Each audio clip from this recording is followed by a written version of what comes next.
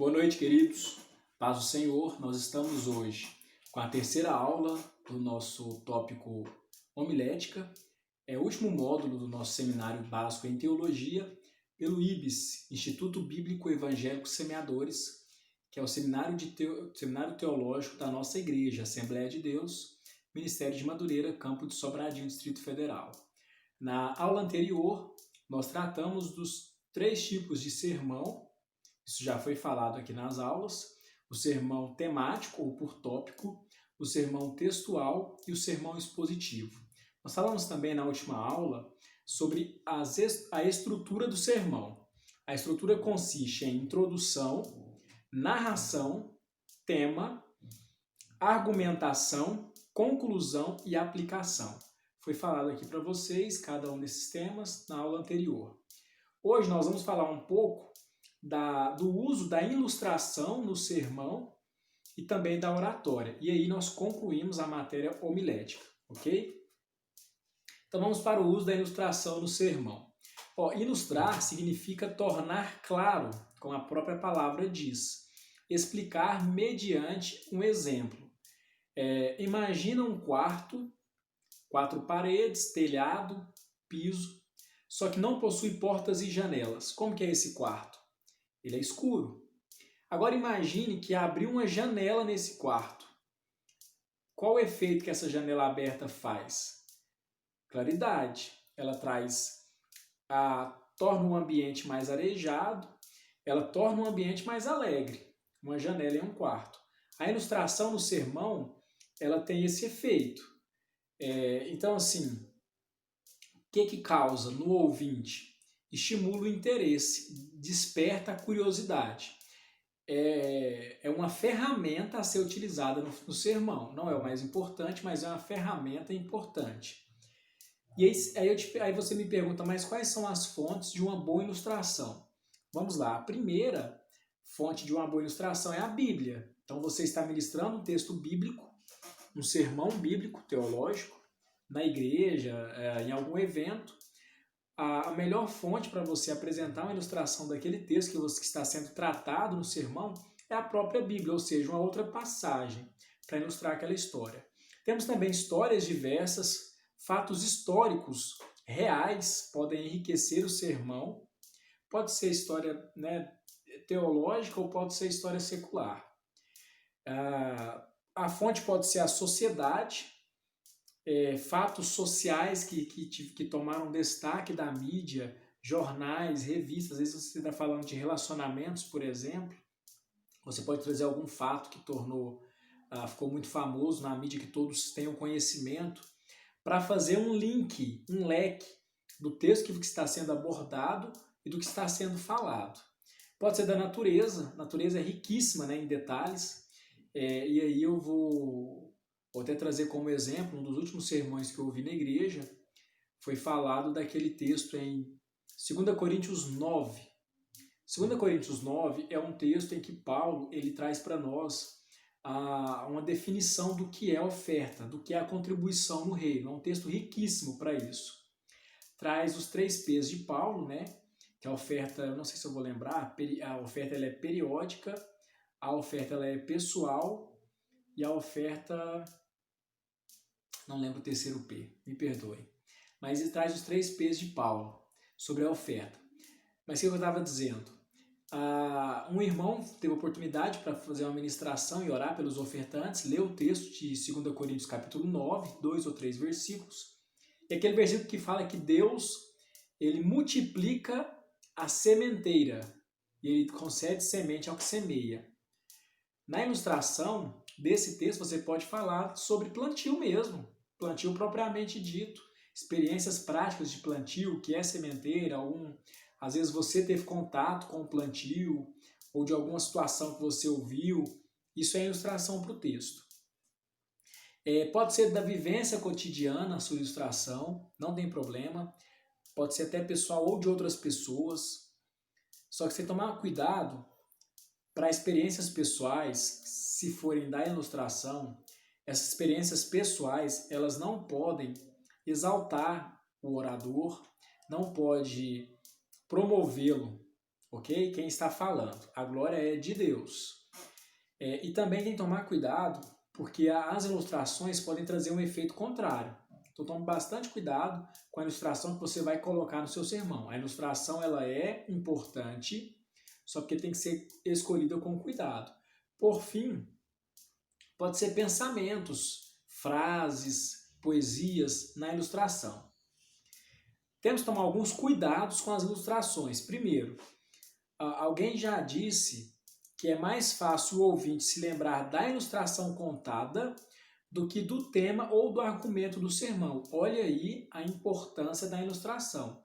Ela é importante porque ela capta a atenção do ouvinte, só porque é preciso cuidado com a ilustração que você vai utilizar, porque é bem provável que a boa parte dos ouvintes, principalmente os mais dispersos, aqueles que não têm tanto interesse ao assunto, eles vão lembrar com facilidade da ilustração, mas não vão lembrar o tema que foi ministrado, muito menos os argumentos que foram utilizados. Então a ilustração ela tem que ter ligação direta com o que você vai falar. Tem que realmente trazer clareza ao texto que está sendo exposto para a igreja.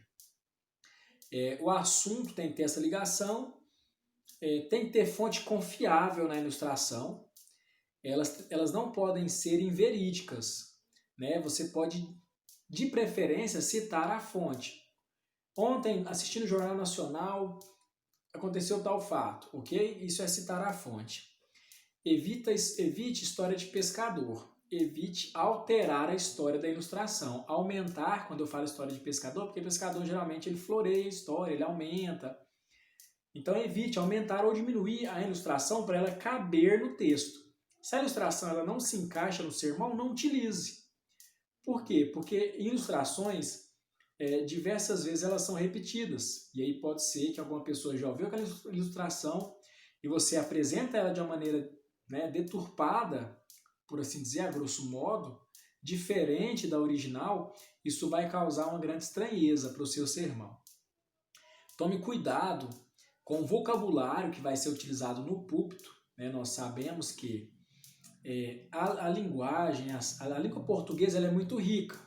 Ela é um dos idiomas mais difíceis do mundo por causa das variações verbais, da conjunção, verbo nominal, é muito difícil.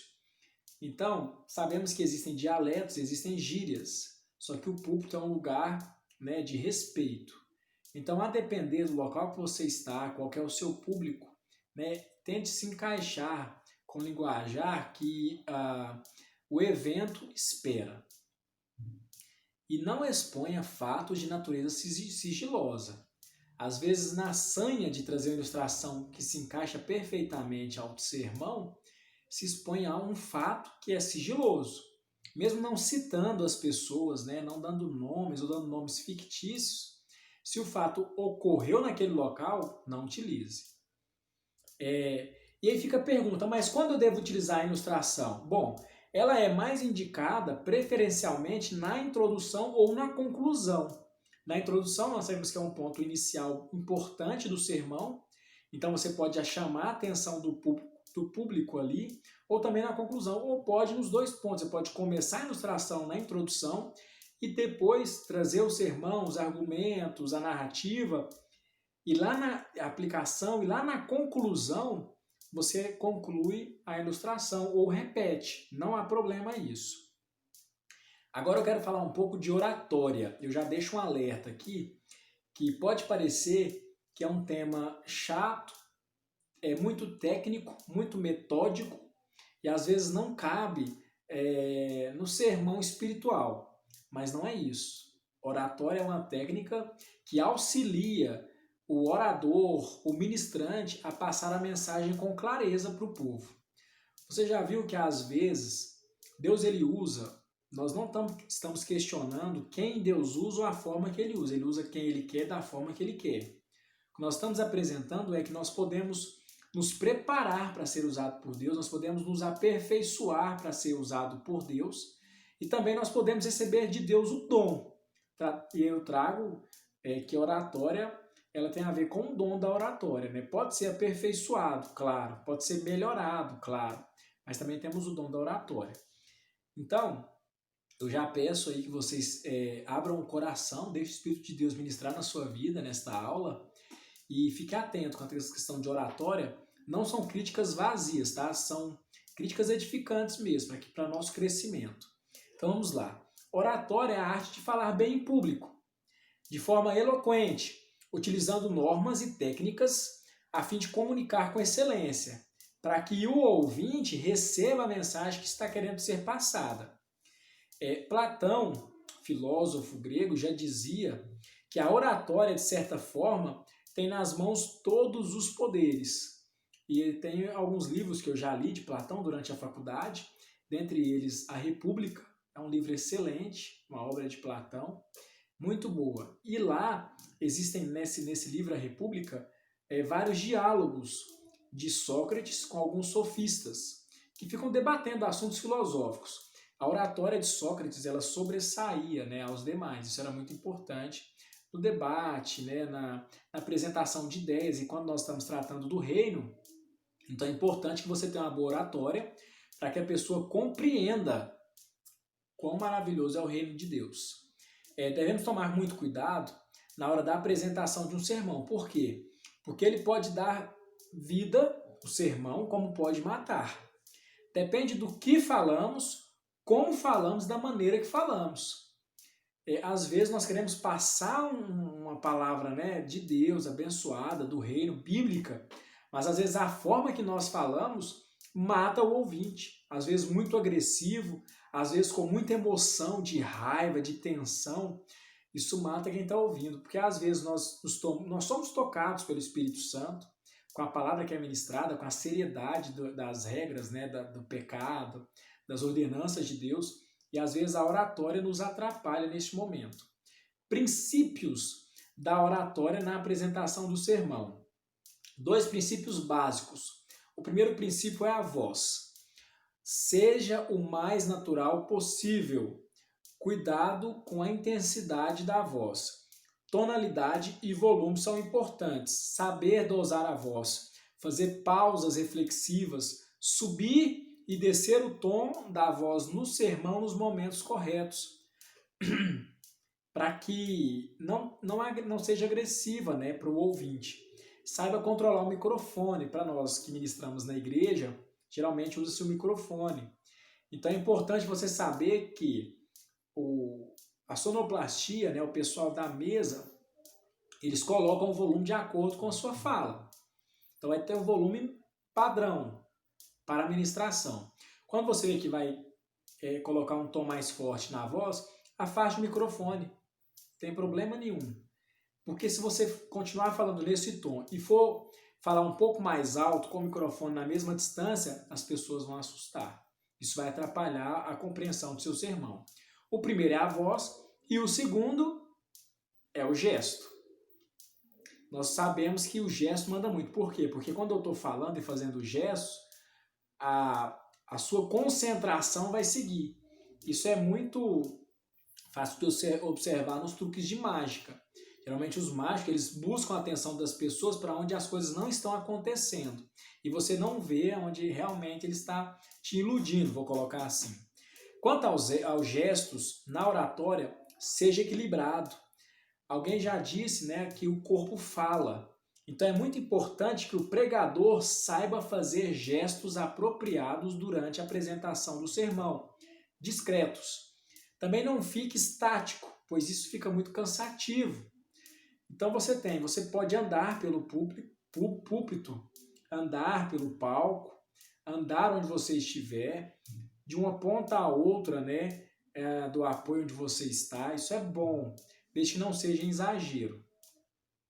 Alguns gestos a serem evitados. Você colocar as 2 mãos no bolso, você cruzar os braços, você apoiar-se totalmente no púlpito ou debruçar sobre ele. Semblante de derrotado ou triste, abatido, isso é muito ruim. Gesto abaixo da cintura também não é recomendável, ou acima da cabeça. Agitação exagerada, isso também não é recomendável. Ou movimentos involuntários, né, que chamamos de cacuetes. A fisionomia, ela é muito importante. Demonstre simpatia. A fisionomia do pregador, ela é muito importante de verdade. Não transmita ares de alguém irritado em cima do altar. Saiba sorrir quando necessário e saiba ficar sério quando conveniente ficar sério. Outra coisa importante é a aparência. Todos nós sabemos, e eu não quero entrar em detalhes do certo, do errado, eu quero falar de costume. Nós, assembleianos, nós temos o costume de ir ao culto, né, quem é obreiro, de gravata, de terno, e em regra, né, quem vai ministrar a palavra sempre de gravata. Isso é muito bom, isso demonstra que você está dando importância, que aquilo é um ato solene, que aquilo é importante, isso demonstra. Eu estou falando para os homens, é claro que as mulheres também podem se vestir adequadamente, né, uma roupa mais, eu vou dizer assim, uma roupa melhor, porque é algo importante, não é algo do dia a dia, para ficar claro. Só que a roupa e os adereços para os homens e para as mulheres não podem chamar mais atenção do que o próprio sermão. Então vamos tentar saber dosar essa importância da aparência.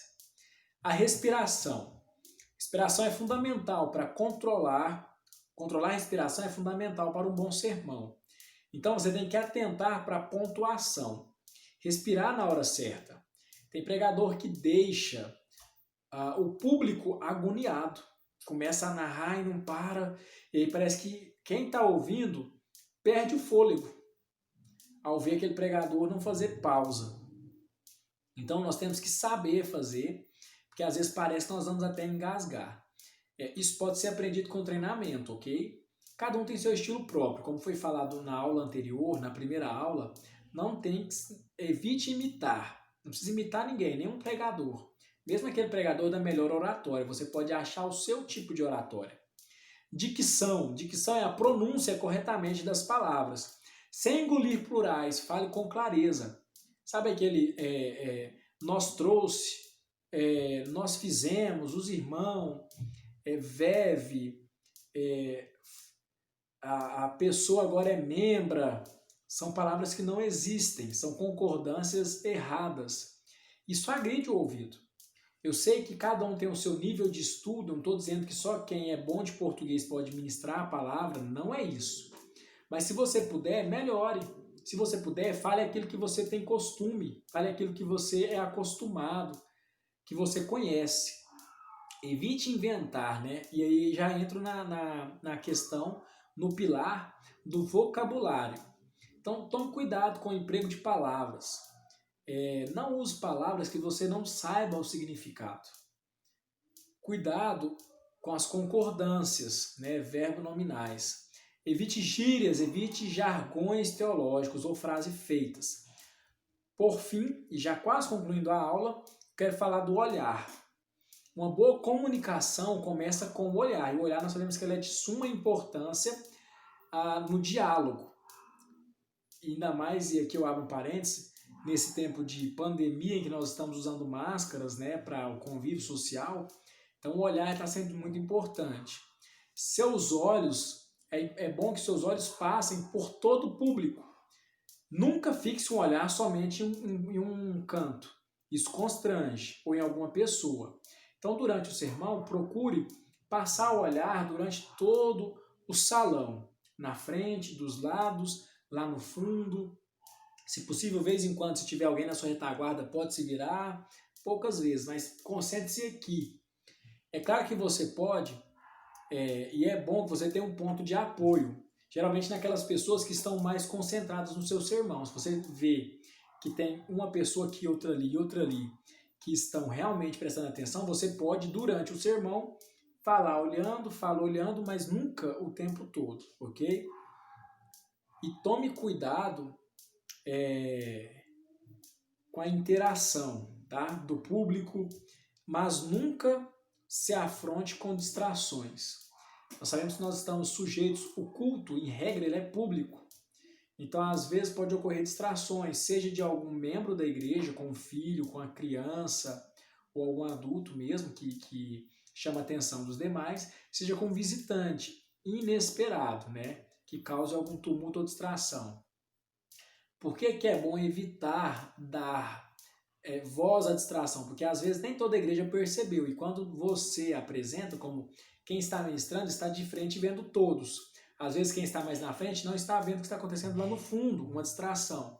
Então é bom você esquecer aquela distração e concentrar em quem está prestando atenção e deixar que o corpo de obreiros tome conta da situação, certo? Então, para finalizar, eu quero só recapitular.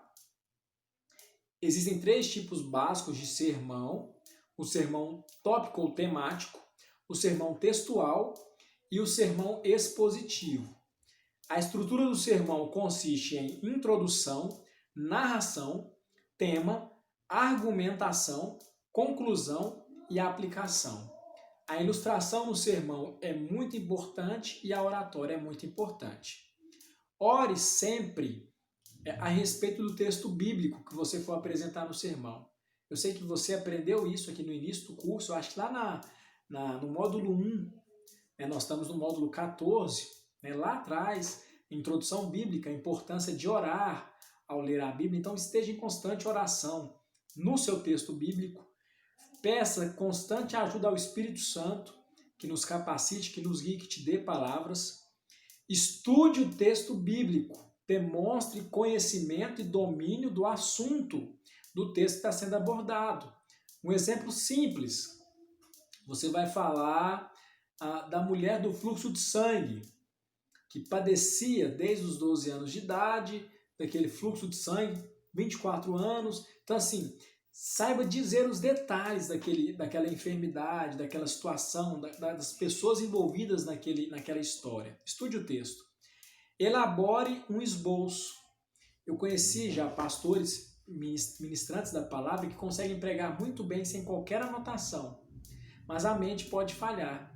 Então é bom, eu tenho uma agenda de esboço, eu gosto de colocar introdução, alguns pontos, desenvolvimento, alguns pontos e conclusão, alguns pontos. Esse é meu esboço. Só para eu lembrar na hora, anoto algumas referências bíblicas, anoto às vezes alguns trechos bíblicos que eu quero citar, algumas frases, algumas pessoas, algumas ilustrações. Tem um esboço para te auxiliar. Por fim, memorize a estrutura do seu sermão, que nós falamos agora há pouco. A sequência correta, isso você tem que memorizar, ok? Deus abençoe vocês.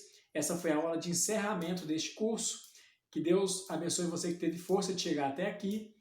Foram 14 módulos, foram 14 matérias, 14 meses de estudo da Palavra de Deus, da teologia, passando por diversas matérias, desde introdução bíblica, passamos todos os livros da Bíblia, Pentateuco, livros históricos, poéticos, os evangelhos, cartas, não vou citar todos, mas nós damos livro a livro da Bíblia, depois nós falamos de ministério, falamos de hermenêutica e encerramos agora com homilética. Então Deus abençoe você, que você sempre seja edificado na palavra de Deus, que você possa usar este conhecimento para o crescimento do reino, para a salvação de almas. Se tiver alguma dúvida, se ficou alguma questão, pode comentar aí sua dúvida que nós respondemos bem rapidamente, tá? Pode comentar o que você quiser, se ficou algum ponto não esclarecido, estamos à disposição. Tenha uma boa aula, bons estudos, que Deus abençoe você. Um abraço.